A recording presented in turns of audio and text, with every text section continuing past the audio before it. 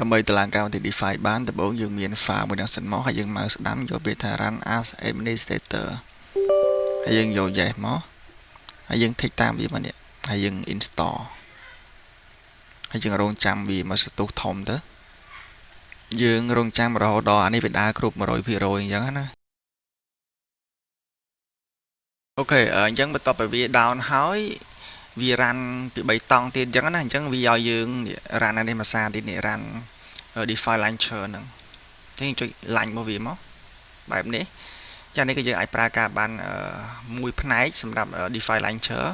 ចឹងអ្វីដែលយើងត្រូវការធ្វើគឺយើងចូលទៅកន្លែង workflow យើងចូលទៅ workflow យើងចូលទៅកន្លែង synchronize នេះហើយយើងចូលទៅកន្លែងនេះ scale up license ដើម្បីយើង install អាហ្នឹងចូលទៅក្នុងកម្មវិធី scale up របស់យើងចឹងយើងចុច install មកហើយបន្ទាប់ពីវាចប់ចឹងហើយអានេះយើងចូលទៅកន្លែង folder វាក៏បានឬក៏យើងចុចយកនេះក៏បានដែរនេះយើងចុចយក OK ទៅដើម្បីយើងតម្លើងវាមួយសារទៀតចឹងណាចឹងខ្ញុំយក accept ហើយយើងយក next ចឹងនៅកន្លែងនេះបើសិនជាយើងមាន scale up version នេះប្រហែលខ្លះយើង take វាមកអានេះដោយសារខ្ញុំអត់មានគ្រប់ version ទេចឹងអានេះខ្ញុំដកចោលខ្ញុំទុកតែ version ណាដែលខ្ញុំមានទេខ្ញុំដកវាចោលអូខេដកវាចោលយើងទុកតែ version ណាដែលយើងមានចឹងណាអញ្ចឹងខ្ញុំប្រើ3 version អញ្ចឹងខ្ញុំអូខេយើង next មកហើយយើង install ទៅអញ្ចឹងDeFi នេះគឺយើងតម្លើង